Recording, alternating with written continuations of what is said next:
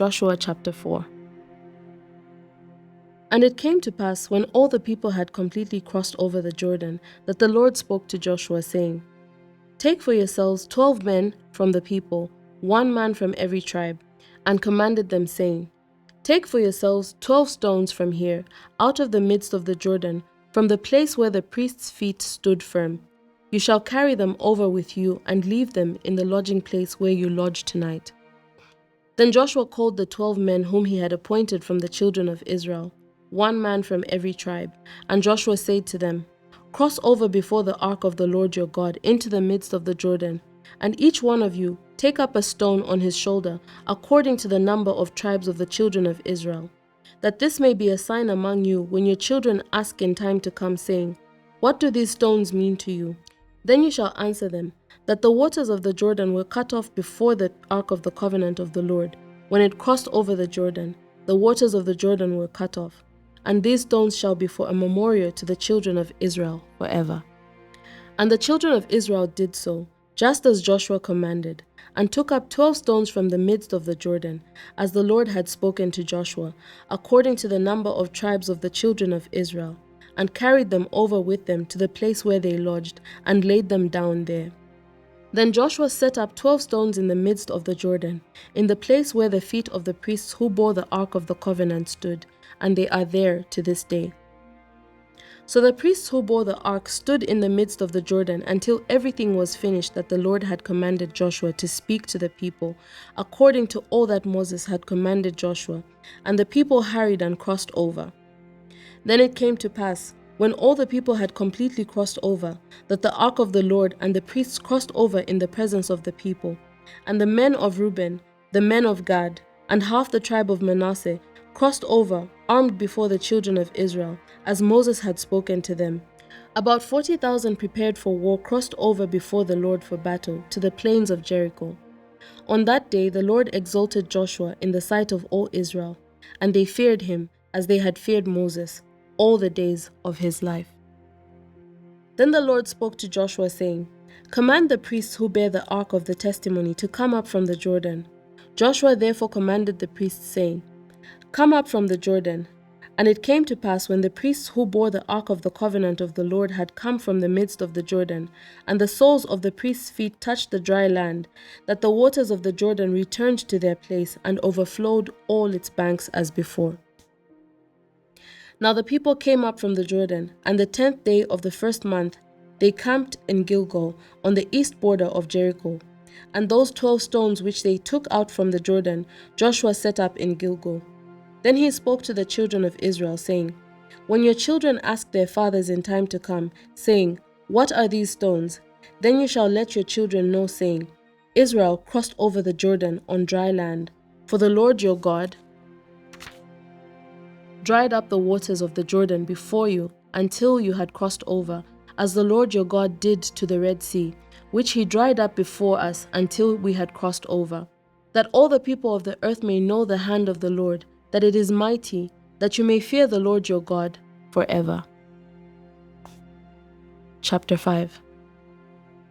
So it was, when all the kings of the Amorites who were on the west side of the Jordan, and all the kings of the Canaanites who were by the sea, heard that the Lord had dried up the waters of the Jordan from before the children of Israel, until we had crossed over, that their heart melted, and there was no spirit in them any longer because of the children of Israel. At the time the Lord said to Joshua, Make flint knives for yourselves, and circumcise the sons of Israel again the second time. So Joshua made flint knives for himself, and circumcised the sons of Israel at the hill of the foreskins. And this is the reason why Joshua circumcised them. All the people who came out of Egypt, who were males, all the men of war, had died in the wilderness on the way, after they had come out of Egypt. For all the people who came out had been circumcised, but all the people born in the wilderness on the way as they came out of Egypt had not been circumcised. For the children of Israel walked 40 years in the wilderness, till all the people who were men of war, who came out of Egypt, were consumed, because they did not obey the voice of the Lord, to whom the Lord swore that he would not show them the land which the Lord had sworn to their fathers, that he would give us, a land flowing with milk and honey. Then Joshua circumcised their sons, whom he had raised up in their place, for they were uncircumcised because they had not been circumcised on the way. So it was, when they had finished circumcising all the people, that they stayed in their places in the camp till they were healed. Then the Lord said to Joshua, "This day I have rolled away the reproach of Egypt from you." Therefore, the name of the place is called Gilgal to this day. Now the children of Israel camped in Gilgal and kept the Passover on the 14th day of the month at twilight on the plains of Jericho. And they ate of the produce of the land on the day after the Passover, and leavened bread and parched grain on the very same day. Then the manna ceased on the day after they had eaten the produce of the land. And the children of Israel no longer had manna, but they ate the food of the land of Canaan that year. And it came to pass, when Joshua was by Jericho, that he lifted his eyes and looked, and behold, a man stood opposite him with his sword drawn in his hand. And Joshua went to him and said to him, "Are you for us or for our adversaries?" So he said, "No, but as a commander of the army of the Lord, I have now come." And Joshua fell on his face to the earth and worshipped and said to him, "What does my Lord say to his servant?" Then the commander of the Lord's army said to Joshua, "Take your sandal off your foot, for the place where you stand is holy." And Joshua did so. Chapter 6. Now Jericho was securely shut up because of the children of Israel. None went out and none came in. And the Lord said to Joshua, "See, I have given Jericho into your hand, its king and the mighty men of valor. You shall march around the city. All you men of war, you shall go around the city once. This you shall do 6 days.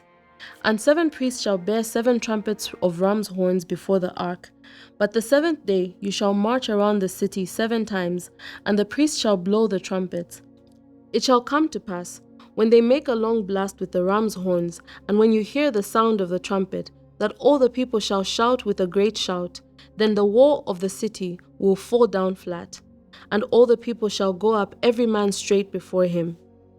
Then Joshua the son of Nun called the priests and said to them, "Take up the ark of the covenant, and let 7 priests bear 7 trumpets of ram's horns before the ark of the Lord." And he said to the people, "Proceed and march around the city, and let him who is armed advance before the ark of the Lord." So it was, when Joshua had spoken to the people, that the 7 priests bearing the 7 trumpets of ram's horns before the Lord advanced and blew the trumpets, and the ark of the covenant of the Lord followed them. The armed men went before the priests who blew the trumpets, and the rear guard came after the ark, while the priests continued blowing the trumpets. Now Joshua had commanded the people, saying, "You shall not shout or make any noise with your voice, nor shall a word proceed out of your mouth until the day I say to you, 'Shout,' then you shall shout." So he had the ark of the Lord circle the city, going around it once. Then they came into the camp and lodged in the camp. And Joshua rose early in the morning, and the priests took up the ark of the Lord. Then 7 priests bearing 7 trumpets of ram's horns before the ark of the Lord went on continually and blew with the trumpets, and the armed men went before them. But the rear guard came after the ark of the Lord, while the priests continued blowing the trumpets. And the 2nd day they marched around the city once and returned to the camp. So they did 6 days. But it came to pass on the 7th day that they rose early, about the dawning of the day, and marched around the city 7 times in the same manner. On that day only they marched around the city 7 times. And the 7th time it happened, when the priests blew the trumpets, that Joshua said to the people, "Shout, for the Lord has given you the city. Now the city shall be doomed by the Lord to destruction, it and all who are in it. Only Rahab the harlot shall live, she and all who are with her in the house, because she hid the messengers that we sent. And you, by all means, abstain from the accursed things, lest you become accursed when you take of the accursed things, and make the camp of Israel a curse, and trouble it.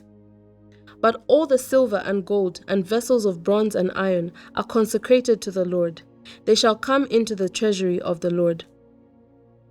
So the people shouted when the priests blew the trumpets. And it happened, when the people heard the sound of the trumpet, and the people shouted with a great shout, that the wall fell down flat. Then the people went up into the city, every man straight before him, and they took the city. And they utterly destroyed all that was in the city, both man and woman, young and old. ox and sheep and donkey with the edge of the sword. But Joshua had said to the 2 men who had spied out the country, "Go into the harlot's house, and from there bring out the woman and all that she has, as you swore to her." And the young men who had been spies went in and brought out Rahab, her father, her mother, her brothers, and all that she had. So they brought out all her relatives and left them outside the camp of Israel. But they burnt the city and all that was in it with fire. Only the silver and gold and the vessels of bronze and iron they put into the treasury of the house of the Lord. And Joshua spared Rahab the harlot, her father's household, and all that she had. So she dwells in Israel to this day, because she hid the messengers whom Joshua sent to spy out Jericho. Then Joshua charged them at the time, saying, "Cursed be the man before the Lord, who rises up and builds this city Jericho. He shall lay its foundation with his firstborn, and with his youngest he shall set up its gates."